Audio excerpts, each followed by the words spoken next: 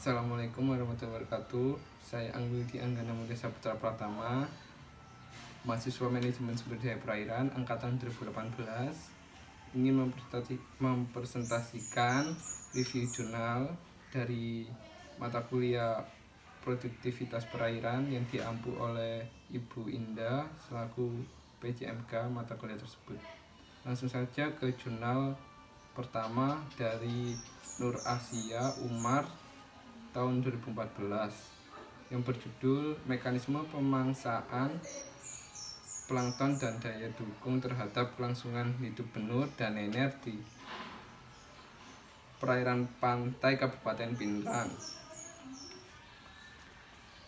Tingkat kelangsungan benur dan nener dipengaruhi oleh kelimpahan plankton di suatu perairan pantai. Plankton sebagai sumber makanan utama benur dan nener. Populasi benur dan nener pada musim barat mencapai kepadatan yang sangat tinggi dan biasanya berlangsung hanya beberapa bulan saja. Tinggi populasi benur dan nener akan berpengaruh terhadap populasi plankton sebagai mangsa dan mengalami perubahan keseimbangan antara daya dukung lingkungan dan laju pemangsa. Tujuan penelitian ini adalah untuk menjelaskan bagaimana mekanisme teori match casing dalam dinamika populasi plankton, benur, nener, serta memperbaiki metode pengamatan pemangsaan plankton agar lebih akurat dan di judul ini mempunyai tahapan penelitian yaitu 1. Pengukuran parameter lingkungan dan kelimpahan parameter yang diamati antara lain suhu, salinitas, DO, kecepatan arus, kadar nitrat, kadar nitrit, dan kadar fosfat.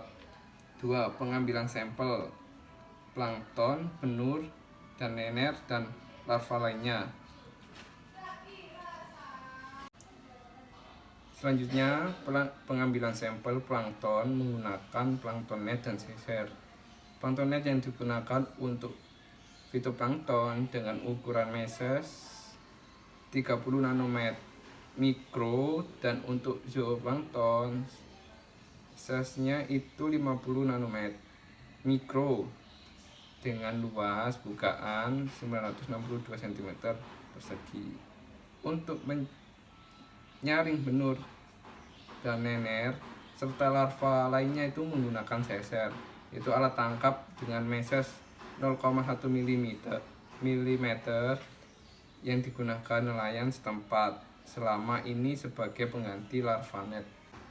Berikutnya yaitu pengamatan pemangsaan. Pengamatan menggunakan metode inkubasi dan nemodifikasi, metode yang telah dilakukan Kaswaji 1997.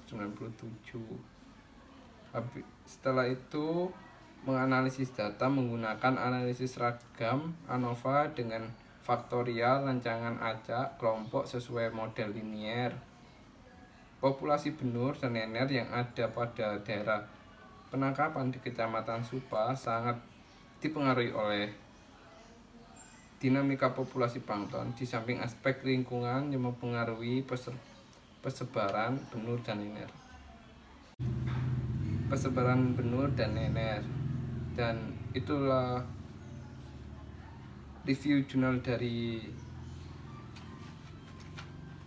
Nur Asia Umar 2014 tentang mekanisme pemangsaan plankton dan daya dukung terhadap kelangsungan hidup benur dan nener di perairan pantai Kabupaten Pindrang.